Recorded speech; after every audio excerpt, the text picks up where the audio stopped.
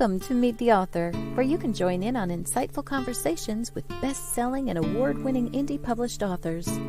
Your hosts today are Rob and Joan, who themselves are indie published authors, book publicists, and paranormal investigators with Tampa Bay Spirits, based in Tampa Bay, Florida. Thanks for dropping by. And now, on with the show. Hi, I'm Rob. And I'm Joan. We're so glad that you're here, whether you're watching us as the podcast on Wednesday at 7 p.m. Eastern Time, or if you've tuned in later on and watched it as a download, or if you're listening the next day as a podcast. We're really glad you decided to be in our audience. Most definitely. And it's almost Christmas. I know. We're halfway through December already. Time flies. Just crazy, right? Want to remind everybody about Episode Rewind this coming Saturday, December 16th. The episode will be episode 109, which starred Macy Lewis, very insightful author. That was a real fun show. Enjoyed that. Next Wednesday, December 20th, 7 o'clock right here, where you're watching right now, author and retired Hollywood scriptwriter George Dismukes will be on, along with the author-publisher Paul Hollis. And they're always a lot of fun. That's going to be a fun one. Yeah, and Paul's actually just published George's latest book, The Return of the Jaguar. So You want to get a copy of that. Long awaited, may I say. People really, I think like George just wanted a trilogy, but the public demanded a fourth one. So the public is going to get it. So, and you should go get it too. Mm-hmm. And you are the public. So anyway, other podcasts that you should follow, a Voice of Indie podcast right after this show on Wednesday nights. It's on Blog Talk Radio. Your hosts are Beam Weeks and Gary G's. And if at the end of this show, we'll be running a little blurb on how to go over to that podcast. In addition, on a weekly basis on Wednesdays at 1 o'clock Central Time, you've got Book World with CJ Peterson and Mike Clifton, and that's on YouTube at CJ Peterson. So that's what we've got going on. Let's see. Looks like we lost Ann. Yeah, well, hopefully not permanently here. We're going to bring Ann in, but Ann, if you can hear us, you're blacked out. There's no picture. Can you hear us, Ann? Okay, so that's an auspicious start. What? Oh no, there we go. Hello. Whoa. That's one way to enter. Sorry. That's okay. Do we know what's going on? I'm not sure. Okay. Well, we went through a whole lot before to get this far, people. Before this recording. So everybody stay watching. Don't leave. This is going to be good. Stay tuned.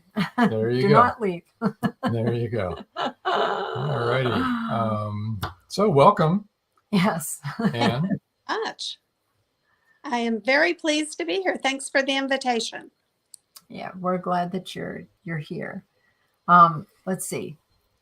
So tell us a little bit about yourself, why you decided to write, how long you've been writing, that sort of thing. Well, a little bit about myself is I am a native Georgian. I grew up mostly in Atlanta, and the Atlanta I knew was a very slow, sleepy southern town.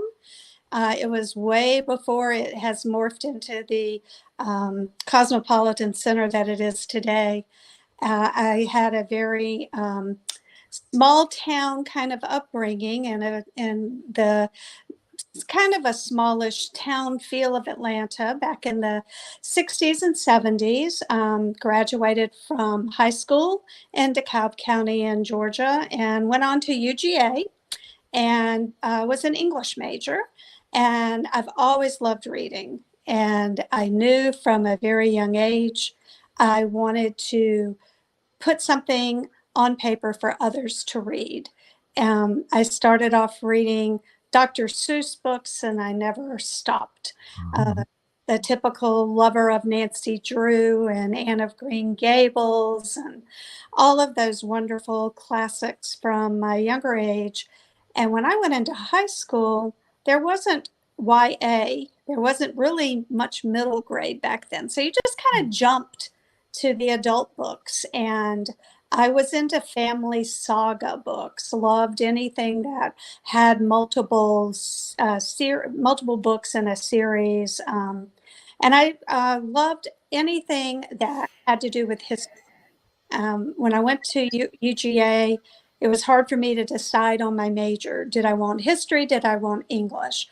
And English won out because I had a fabulous teacher, professor of American literature, and that just grabbed me. And that made me decide I wanted to go ahead and be a teacher and really wanted to teach American literature. Loved The Lost Generation, the Hemingway, Fitzgerald, loved me some Faulkner, loved Gothic, so Flannery O'Connor. So all of that propelled me through to the literature degree. And when I graduated, I got an offer to teach, and this was to show my age back in the late 70s, and it was for a whopping amount of $7,800. And I said, I don't think that's going to work. Don't own a car. I can't pay rent and insurance and everything on that. I can't do that. So I answered an advertisement to be a trainer at what used to be called Southern Bell.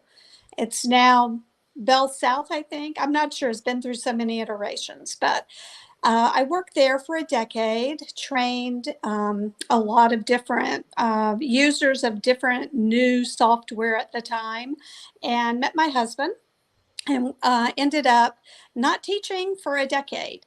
And then when I was expecting my first child, I thought, I think I want to resuscitate teaching, get that teaching certificate updated. So I had 2 children in 2 years.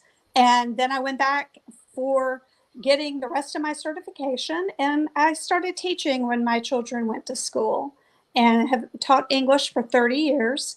Taught middle grade, high school, taught in the technical system of Georgia. And all English literature, loved it. And then I became an empty nester and thought, now's my time. I'm gonna write. I've always wanted to do this. And I had tried it one time before. In the year 2000, I wrote a little middle grade soccer book. It was kind of like babysitter series. And that was back when you had to put the manuscript in the envelope and mail it to the editor. And you had to include self-addressed stamped envelopes to get the rejection back, which I did very quickly. And who was I to think I could do this? And so I kind of let it simmer. And a few years later, after my youngest daughter went to college, I thought, okay, I'm going to try it again. And but this time I'm going to work through it from an academic perspective. I'm going to get my master's in fine arts in creative writing. So I did that with Spalding University, and I had not been traveled much. So I picked that low residency program because we went to Paris and London and Bath and Barcelona. And I was like, this is great. Getting all this wonderful tutorials on writing while I'm in these gorgeous places. And so my very first book that came out, Dangerous Conjurings, is a Gothic romance set right after the Civil War ends. And it was part of what I workshopped through my master's program. And the funny story behind that is I didn't know I was going to start fleshing this into a novel. I wrote a scene for a workshop that we were asked to write something supernatural. And I didn't really have anything supernatural. That wasn't like something I was going to write.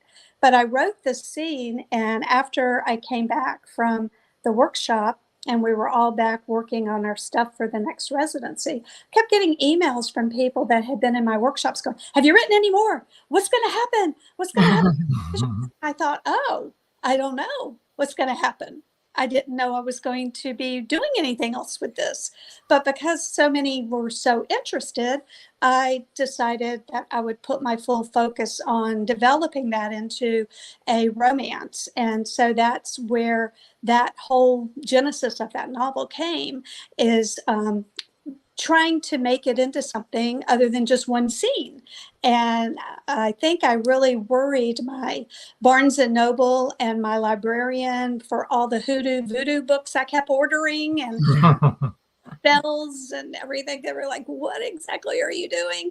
But I walked on the dark side of voodoo and hoodoo for a while there and met Queen Marie Laveau from New Orleans, who was the queen of the voodoo in New Orleans at that era in history. So I had a lot of fun writing that book, and that became my pain to all my Gothic books I read growing up, the Daphne du Maurier, and so I enjoyed that quite a bit. And then did you have any dark after effects of that encounter? No, but it's a scary thing to delve into, and it was very interesting to understand the hoodoo apart from the voodoo. Right. And a lot of that stories came from my mom. My mom grew up in Charleston, and her dad was a insurance salesman for the Life of Georgia, and they lived in Charleston.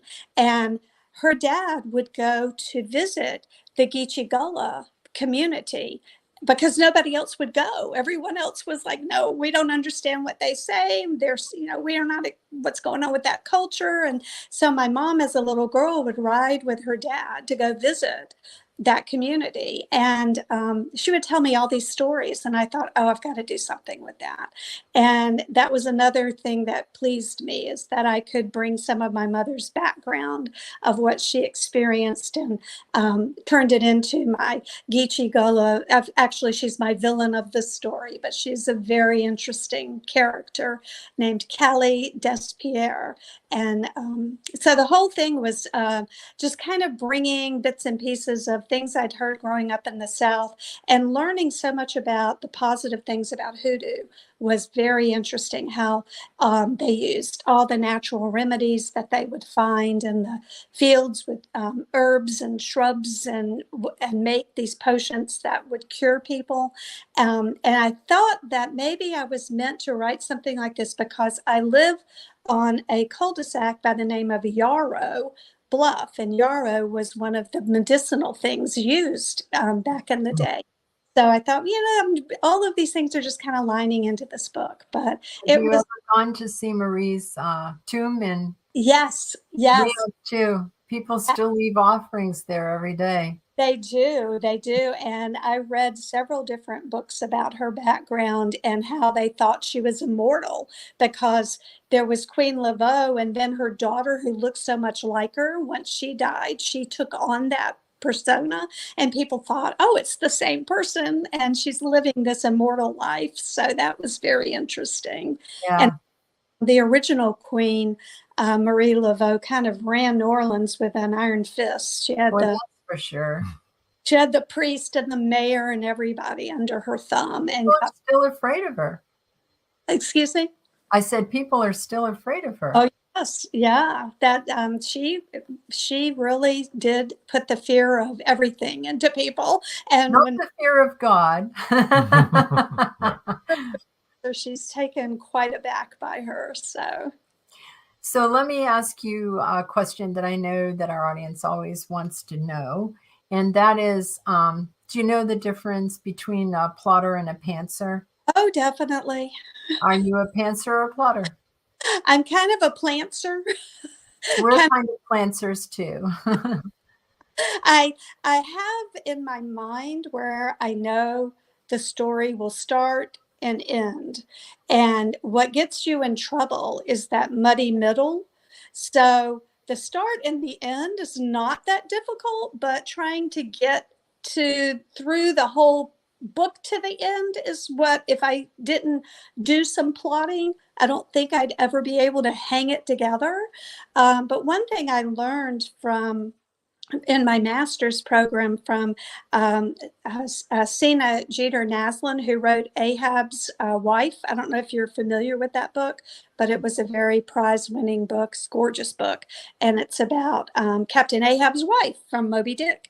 And Sina gave this talk one time, and it was so helpful to me. And it was about writing anchor scenes. So once you get the beginning going, and you know there's certain places the story's going to go, then go ahead and write those scenes. And then they're your anchor throughout writing. And then you write to that anchor scene. And then the other anchor is dropped and you write to that anchor scene. So that idea of approaching plotting out a book has been very helpful to me, is to make those anchor. You already can cinematically see them in your mind, but you got to get to them with words. So yeah. that's lots of words. Lots of engaging words that people want to continue reading. Yes. Yeah. That's the job, right? That is the job. Do you find that your characters actually run the story and that they take you places you didn't expect to go? Oh, so much. Mm-hmm. So a lot of my writer friends will have a character come to them, and then it's this great character and they know they want to do something, but they don't have the story. Mine is the reverse. I have the story, and the character's kind of my stand-in as my mind is reeling through this story. And then I have to stop and totally develop who my characters will be that are going to run through the story. And as I start to write, that's where they surprise me, because there's always twists and turns that happen that I don't foresee until I really start putting that character into the story, and that character starts leading me as much as I'm leading the character. Right. That's right. It's a crazy thing, but it happens, and it does. And our characters are very real, aren't they? They're real people. They walk with you. Yes. We got to hope they never go on strike. No. They also interrupt our sleep. Yes, they do. They keep us awake, don't they? Wake you up in the middle of the night and say, "This is what we've got to do," and you're like, "I just want to sleep." Okay. Range of times, you know. Yeah. Mm-hmm. Well, I think it's time for our first break, and so we'll take that, and then when we come back, why don't we enjoy a passage from one of your books? Sounds like a good idea. All right, nobody go away. We'll also be having a book giveaway in a little while, so stay tuned, everybody. There's lots to come. It's every parent's worst nightmare. Police officer Madison Jackson awakes to discover her baby kidnapped from her crib. Was it revenge for someone she arrested, or something far more sinister? Madison's estranged husband is incarcerated in Supermax. As the second in command of a deadly Mexican cartel, did he issue the order to abduct their daughter? Bye, Baby, Bye, from author Kelly Marshall. Get your copy today.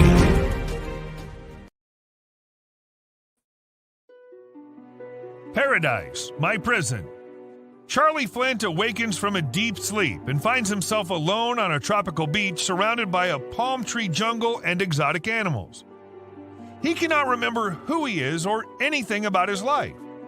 First, he must find food and build shelter and protect himself from hidden dangers. As his memory gradually returns, it reveals what a very flawed person he is. A man who made too many mistakes, made too many enemies. The implications of the truth are staggering. How did Charlie get there? And will he save himself?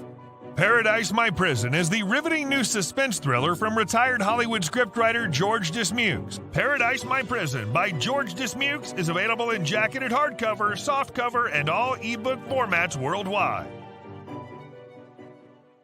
The clock is ticking. Can Gracie uncover the truth?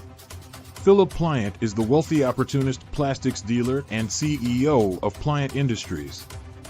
He's also a master thief, creating a pervasive threat to the manufacturing infrastructure in the Caribbean islands markets.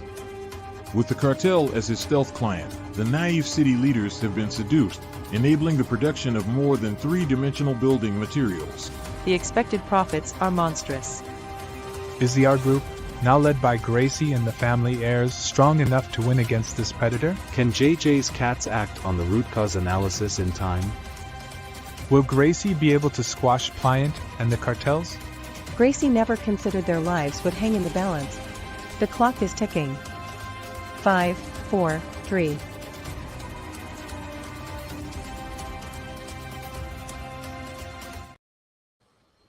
Okay, we're back, and we're going to have a reading from A Christmas Cannoli Kiss. You can see the cover here. It's really cute. And then I think after that, maybe we'll have you tell us about some of your other books. You've already given us quite a nice picture of Dangerous Conjurings, and we'll talk a little bit about your other novels. But first, why don't you read from this? Okay, here is the beginning of A Christmas Cannoli Kiss, which is a sweet, closed-door contemporary romance. Chapter 1. Ladies and gentlemen, welcome to Pittsburgh. The local time is 4:13 p.m., and the temperature is a chilly 34 degrees with light snow. Thank you for flying with us. Isabella's heart knocked against her chest, thumping in time with the tires as the plane taxied to the gate. She stashed her purchase of the latest thriller from the Miami Airport bookstore into her handbag before craning her neck to peer out the window. At the sight of snow, little girl excitement chased through her. A white Christmas to welcome her return after living in balmy Florida could not be more perfect. The plane's sudden lurch to a stop jostled Isabella. The same flight attendant's voice came across the speakers. Ladies and gentlemen, please remain seated with your seatbelts fastened while we wait for a gate. We apologize for the delay. The elder lady seated at the window seat awakened and stretched her body long. Isabella preferred napping seat partners like hers, snores and all. She dreaded when initial chit-chat with a stranger droned on and on, keeping her from reading. Mobile phones came to life. Voices rose through the cabin in one-way conversations. Isabella moved hers off airplane mode and scrolled through the group text she started with her close friends that morning. They'd filled the thread with celebratory welcome home messages containing clapping hands, party hats, and thumbs-up emojis, each text bursting with confetti, balloons, or other fun effects. Isabella hoped their excited responses meant they'd forgiven her abrupt departure after she accepted her company's transfer to Miami 2 years ago. She hadn't meant to worry those she held dear. Their reactions about her relocation had been upsetting. It's so soon after losing your parents to make her major life decision. You shouldn't live alone, away from those who grieve the loss of Dottie and Rico with you. The neighborhood won't be the same without the Lorenzo family. None understood how the most shattering experiences of her life so deeply affected her. Too many memories resided in every corner of Pittsburgh, especially her Little Italy neighborhood of Bloomfield and the intersection where the fatal car accident happened. She needed emotional space, and the job in Miami provided it.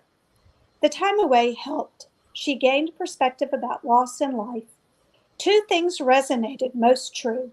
1, grief found you, no matter where you lived. 2, life was too short not to pursue your dream, whatever it might be. What better time than now to chase hers? No entanglements claimed her, not even a pet. Frugal living and a small inheritance meant she could afford a short employment sabbatical from being a brand manager while she explored a career change, a life change, really. Her now awake seat partner engaged in a loud phone call regarding where to meet her ride. Isabella continued swiping through her texts, trying to ignore the woman's annoyed tone. Thank heaven I rented a car. I don't have to coordinate with anyone for a ride. Plus, I'll see the sights of my home city while driving to Beth's house. When the woman clicked off her cell, Isabella lifted a silent hallelujah.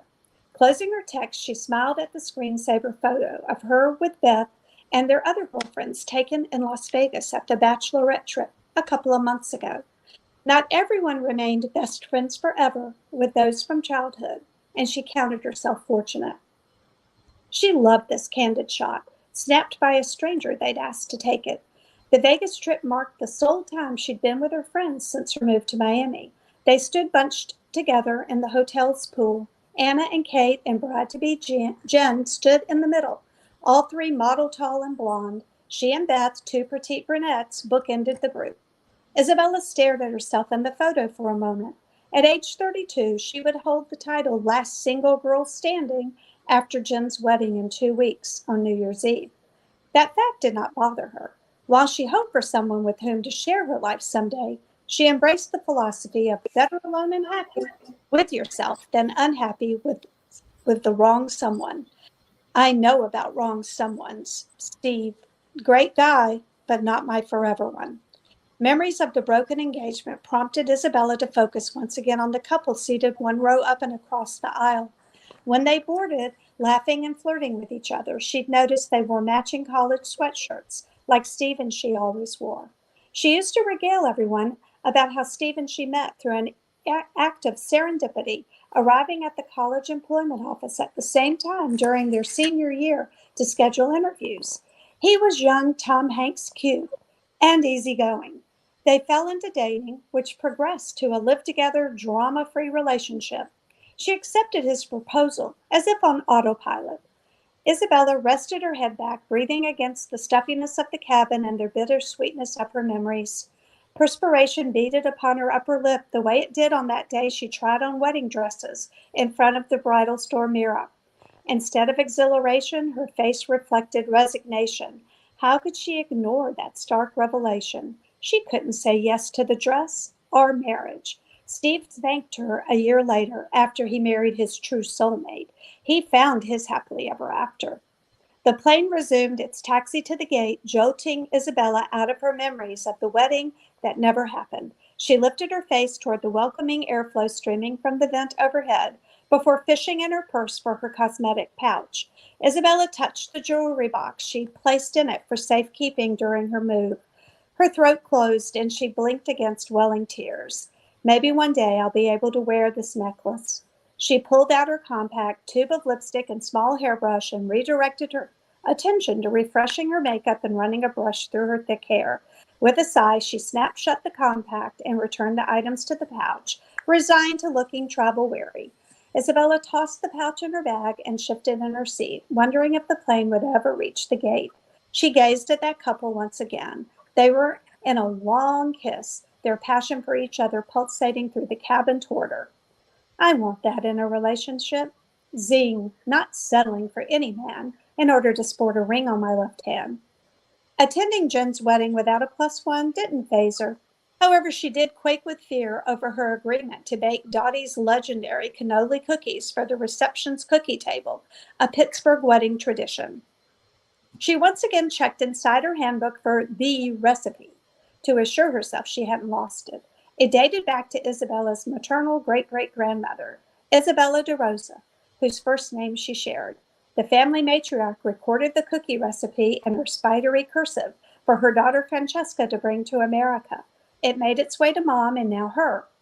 Isabella's stomach swirled at the thought of the baking task ahead. Her friends joked she couldn't turn out edible cookies from store-bought dough. Why did she believe she could produce Mom's famous cannoli ones? Not even Angie Fontana's tasted as fabulous. Thinking about Angie calmed Isabella's insides. Purchasing Angie's canola cookies from Fontana's Corner Bakery would be her backup if hers ended in disaster.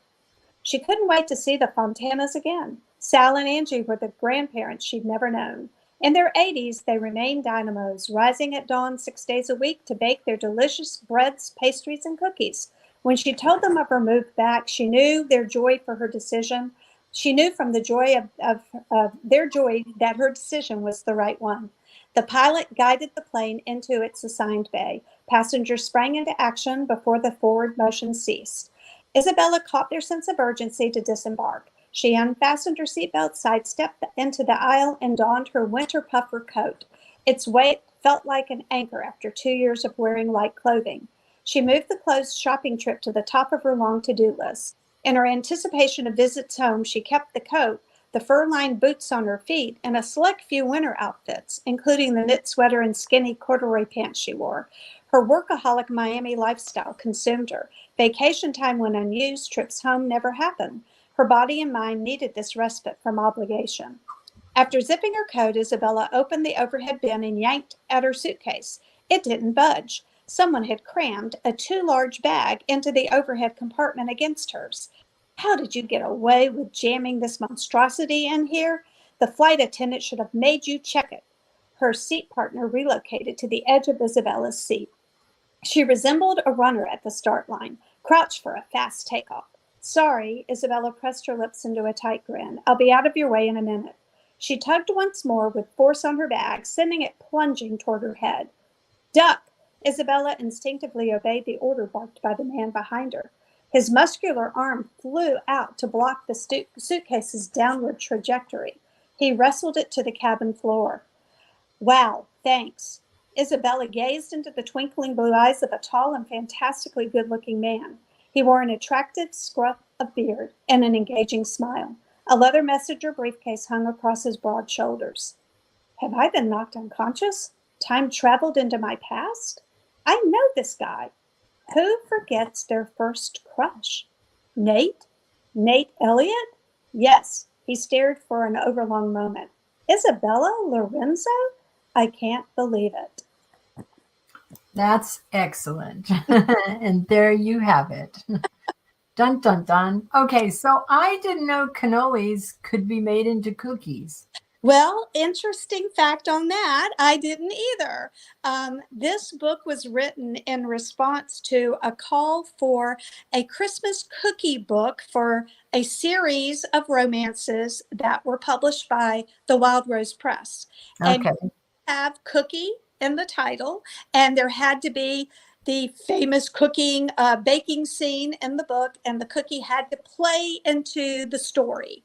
And I racked my brain over what cookies. There's, everyone's going to do the standard cookies, snickerdoodles, the whole gingerbread, everything. Well, my mother-in-law, Dolly, was her nickname she went by, loved cannolis. So I thought, oh, it's too bad I can't use cannolis because, oh man, my Italian mother-in-law, she loved cannolis. I started researching and I found out that there were cannoli cookies. I found that out while you were reading. I looked it up. I found a couple of recipes. I was like, dang, I'm going to have to try this now. We are. We are. No doubt about that. Yeah. Made with ricotta cheese. Goodness.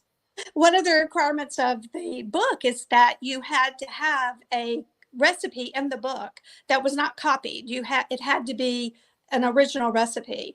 So my youngest daughter is quite a baker, and she and I spent a long time tweaking and trying to get a cannoli cookie recipe. We took some basics off of some different recipes, but it had to be our own. And so we went through a lot of eating a lot of cannoli cookies for this. Oh, that's so sad. Gee, that's tough. Really rough research. Our research is not as exciting for paranormal books or murder mysteries. Yeah. No, this was fun than researching the hoodoo and voodoo, let me tell you. Yeah. Oh my goodness. Well, that was fun, and I learned something new. That's really funny that you didn't know either. I was like, wait, what? A cannoli cookie? I did. What is happening here? Oh dear. That was really good. So dun dun dun. Now we know who the love interest is. Or at least we think we do. Yeah. You'll have to read the book to find out. There you go. Yeah. So why don't we go over where? Yeah, I people love can second start? chance romances, and it's always intriguing to have stories about people that have been apart for whatever reason and have come back together. So that's kind of at the basis of the story. Yes, and it's a good basis. All right. Let's show people how to get in touch with you, and then I guess after the commercials we can go into all the rest of her The other books. 2 books, yeah. Mhm. Yeah, for sure. Okay. I will find it. All right. Here we go. All right. Anne's website is called ArmisteadAuthor.com. And if you're listening on a podcast and you can't see this little bubble that has all the information here, let me spell it for you. It's AnneArmisteadAuthor.com. All right. And if you go to her website, you can find all of her links to all of her social medias and her books and what's new, I would imagine, and all that kind of good stuff. Absolutely. And her email is Anne@AnneArmisteadAuthor.com. And that's all spelled the exact same way. Same way. And with an E, something different, right? It's Right. very nice. And speaking of Christmas cannolis, Yep. we're going to have our book giveaway now. And it's the first 3 people to email Anne@AnneArmisteadAuthor.com will win an ebook copy of A Christmas Cannoli Kiss. And I just want to repeat again that email address is Anne@AnneArmisteadAuthor.com. Now, if you're listening to this or watching this days later, even go ahead and shoot her an email. Weeks later, months later, even, go ahead and shoot her an email. There may be extra copies that are available. And Anne always likes to hear from people that are interested in her work. So absolutely. Yeah, I would love to hear from you. And on my website, you can sign up for my newsletter as well. And there's always recipes in my newsletter. That's good. That's a plus, right? That is a big plus. Do you do a lot of research for the recipes, or do you use tried and true recipes? I pretty much use things that are on the internet that I can provide the YouTube and the link to. I love to watch people prepare the recipes rather than just go by the written word. So I use different websites from different recipe web people that have all sorts of things out there. That's really, I guess we're really all different, because I just want the recipe. I always go to jump to recipe. I don't want you showing me how to do it. I just want to do it myself. I found that I enjoy cooking a lot more now that I can watch people as they're preparing rather than just look at the words. So I just guess it's in your own style of how you react to things. Oh, it is. That's the great thing about life, right? We're all different. It'd be pretty boring if we were all the same. Very boring. And we all have different life experiences and different reasons why we are the way we are, So that brings us to our last set of commercials here. So if you'll hang on just a second, we'll get a word from our sponsors. And when we come back, we'll talk about your other 2 books that you've got out there and maybe something about what you've got on the drawing board. Okay. So don't go away, folks. It's 1919, and Eric Laska returns from the war in Europe. 2 new enemies await him in the small coal mining town he calls home. One is a threat to his relationship with Rebecca, the love of his life. The other, a bloodthirsty beast, is stalking the mining town residents. The townspeople suspect Eric of one of the killings. An old man and Rebecca's 11-year-old sister have seen the beast, but only Eric believes their story. To protect the town and clear his name, he's forced to prove the werewolf exists. Available on Amazon. The Horror Within by Marjorie Swift Doring. Many secrets are hidden within the darkness of the jungle.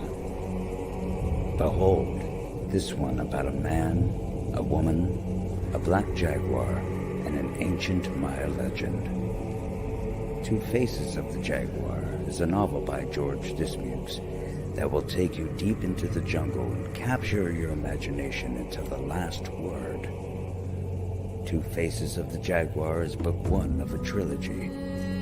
Two Faces of the Jaguar, where only the adventurous dare to read.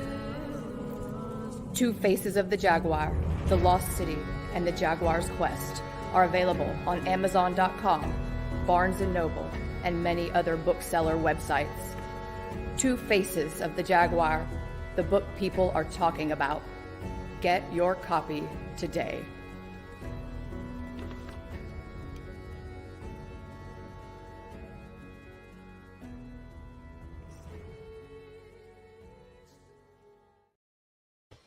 And we're back.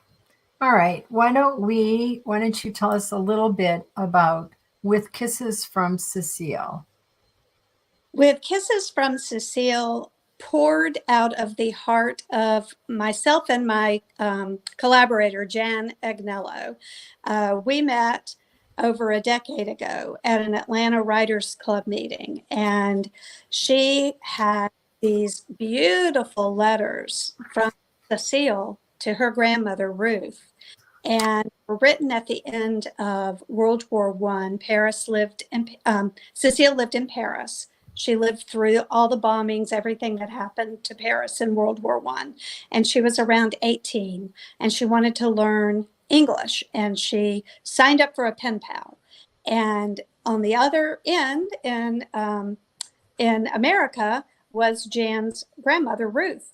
And Ruth signed up for a pen pal, and did not get one, but Ruth's friend got one. And the friend decided she didn't want the responsibility, so she gave the pen pal to Ruth. And Cecile and Ruth started corresponding. And we have Cecile's gorgeous letters. They were written in English, but just think of a young teen Cecile speaking the English as a little Parisian would be speaking it, and that little voice gets in your ear. And her letters just brimmed with joy of love, excitement of anything American. She loved Charlie Chaplin. She loved Jack Dempsey, who was a boxer. She wrote about seeing the Yanks on the subway trains and having crushes on different American soldiers. The letters are just a delight. And she illustrated. She was a very good artist, and she illustrated and sent these to Ruth. Of course, we don't, unfortunately, have Ruth's letters back, but Jan knew her grandmother's story, which had a lot of tragedy in it, as did Cecile's story. So we merged these two stories together, and we framed them in a second chance romance contemporary backdrop of Ruth's granddaughter trying to come up with a way to accept something that had happened in her life. And Ruth takes her over to see Cecile's grave, and she reads these letters. So it kind of has multi-generational women all facing tragedies and having to have the strength to step into those tragedies and live life and make things work better when you think things will never work better again. And Cecile's life is one that once you step into her shoes through her letters, it's just a delight to read everything about Cecile. So Jan and I shared this love of Cecile. And Jan is a jewelry designer, and she wanted to make a necklace that would be sold with the book. So that was our beginning of doing this. And she's an antiquer, and she was selling the necklace and the book at antique markets where she had her antique booth. And so then everything was going great until COVID, and everything kind of dismantled at that point because there were no meeting in person antique booths or anything. But we had a great idea there. We were going to write more stories with more pieces of jewelry connected to them, but that kind of didn't happen. But this book won the Historical Fiction Award for Independent Authors. And so we feel very proud of it. And we're very pleased to get this beautiful story of Cecile and Ruth out to readers. Our target market, we think, is older women, maybe, and even the from 30s and up, but people that have had things in their lives that have been difficult to overcome. We feel like this is a motivationally inspiring story for people to read. So it was just a labor of love, and it took us a while to get it out there. We self-pubbed it because we didn't feel like it was a traditional story that would be easily understood by traditional agents, editors, etc. So we did it on our own, and we're very proud of it. So the necklace on the paper, on the cover, is that the actual necklace? It's stunning. It's gorgeous. So that's the actual necklace. That is the actual necklace. Yeah. That's a brilliant idea. Yeah. So that brings us to a tryst in Paris. Well, speaking of Paris. See the Parisian theme here going? I had done so much research for with Kisses from Cecile about Paris, and of course, who doesn't love Paris anyway? Or the idea of Paris, anyhow. Anything. Right? So I had lived through everything in Paris from the middle of World War I up till about 1922. I thought, I'm going to write another book based in Paris. And I started researching, wasn't exactly sure what time era. I landed in 1900 Paris, because in 1900 Paris, there was a world exhibition, and it was the start of a new century.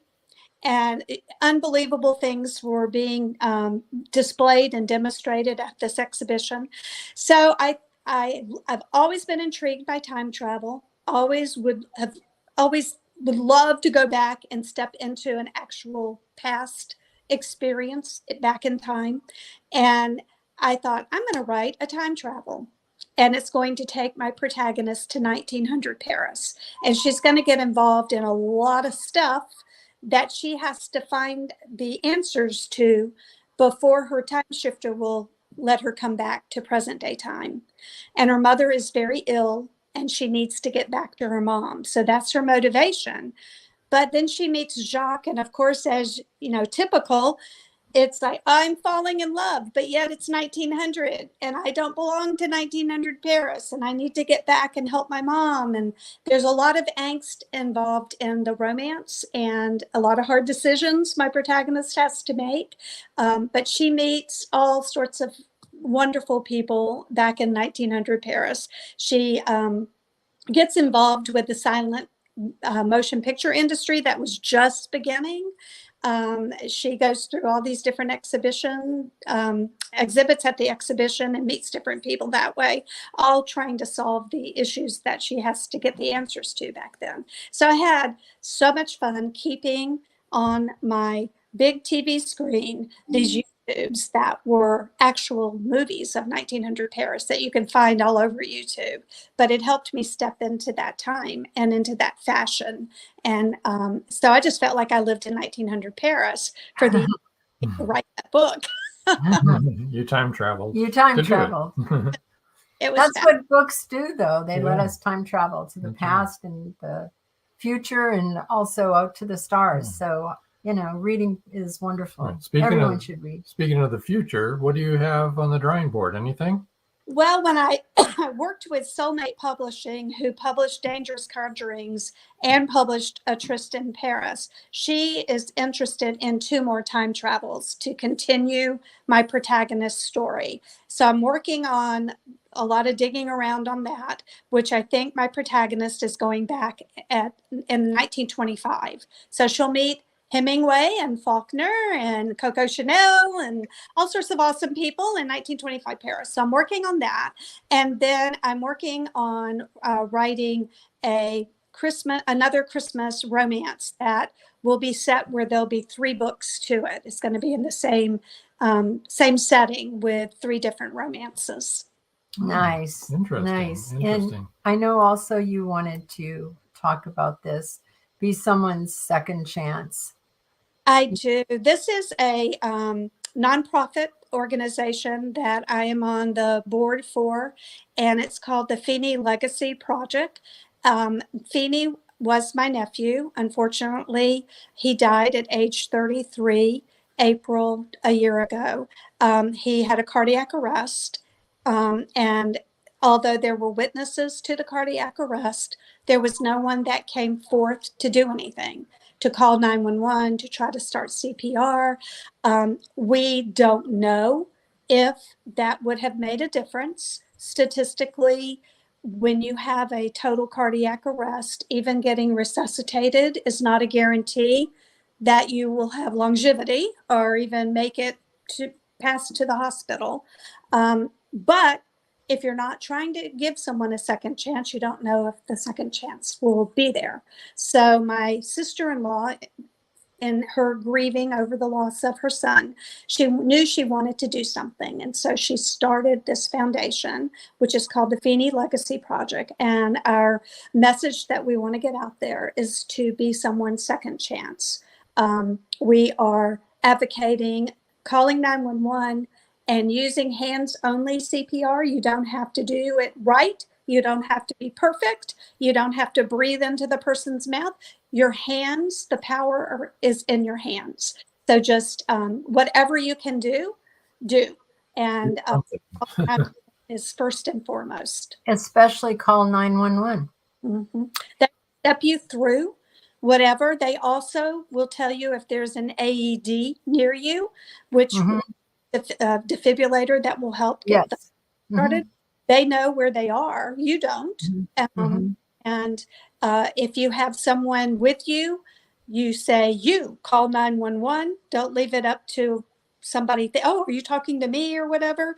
You need to be very specific in giving that directive to whoever's there, and put it on speaker, and the operator will help you go through what you need to do. And if there is a AED around, they'll tell you where it is. And it's very simple to use. Just follow the directions.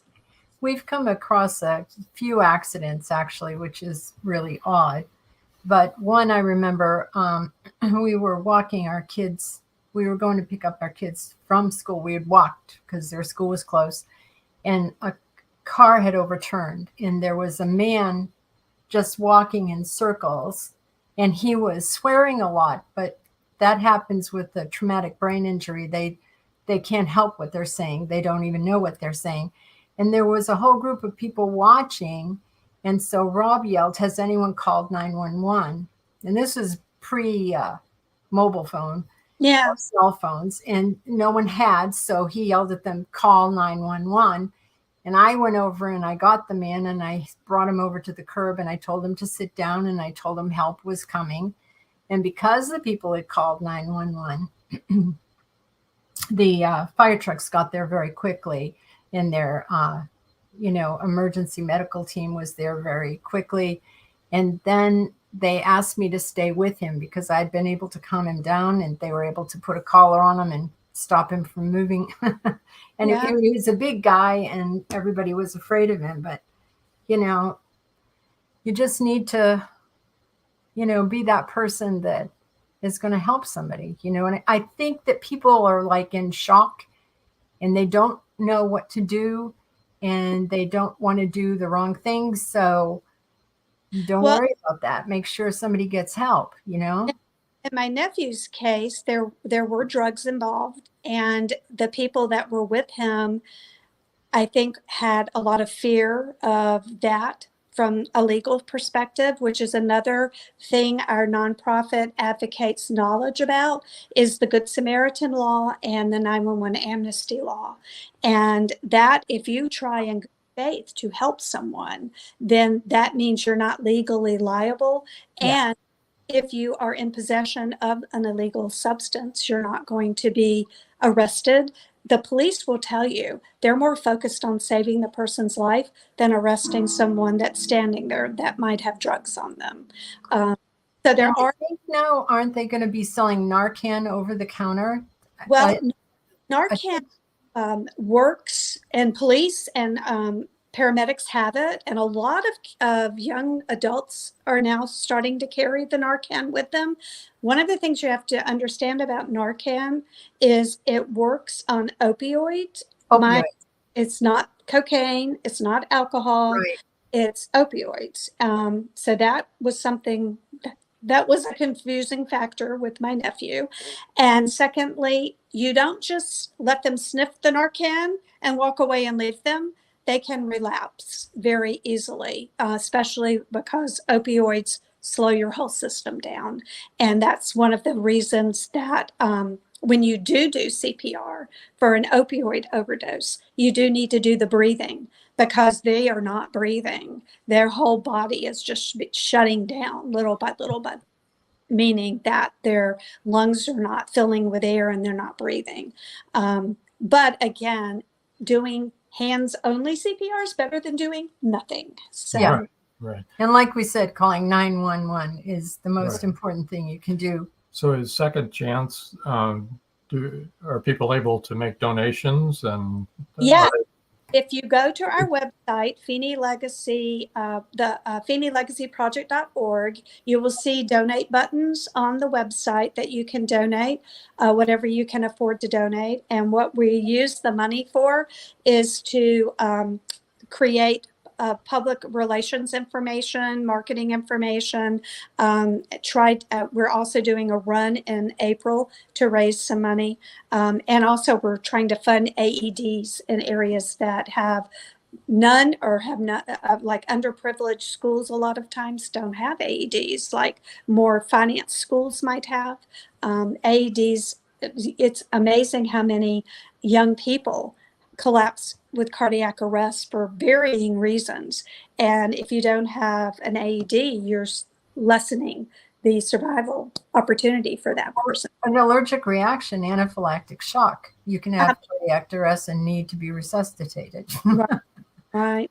I know this from personal experience. It happened to me. But oh my, yes. But if you do visit the website, there's a lot of information on it about the Good Samaritan law, the 911 amnesty law. There are videos there that help you learn CPR. It's the hands-only CPR. So there's a lot of good reference and resource materials on that site. Okay, well, so for those that are just listening to the podcast, it's the address, email, or the website is FeeneyLegacyProject.org. That's FeeneyLegacyProject.org. And what a wonderful way for your sister-in-law to remember her son and to work out her grief, and how great that you're involved with it. You know, kudos to you. Oh, well, I've become very involved in not only this particular nonprofit, but if you visit my website, I have a page on my website of all the different nonprofits that I support. So feel free to look at those.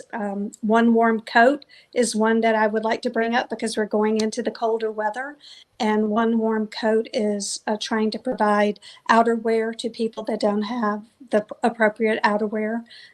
So I do support a lot of different nonprofits. So please visit my website for that page. So once again, her website is AnnArmistadAuthor.com. AnnArmistadAuthor.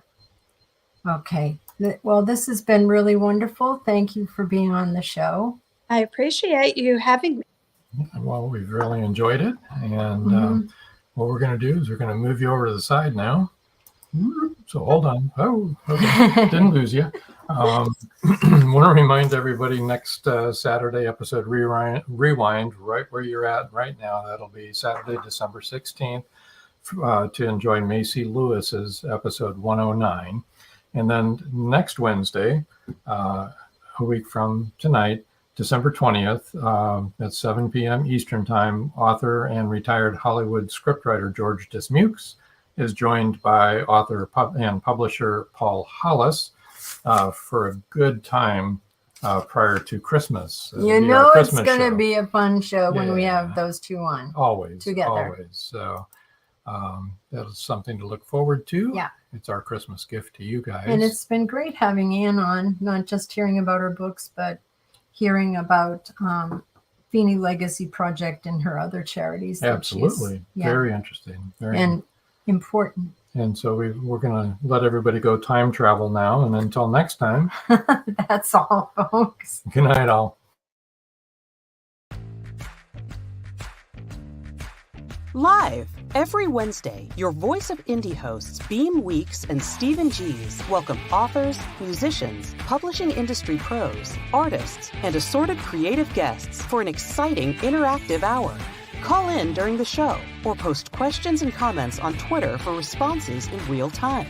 Meet your favorite indie creators, learn inside tips, network, and promote your work.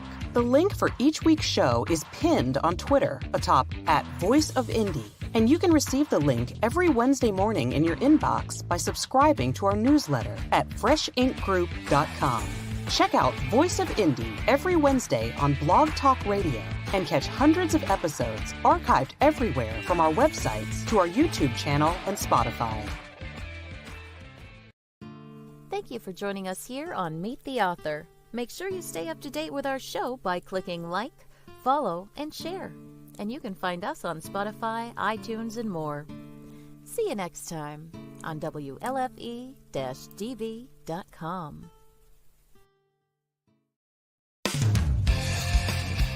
You've been listening to WLFE-DB.com, where our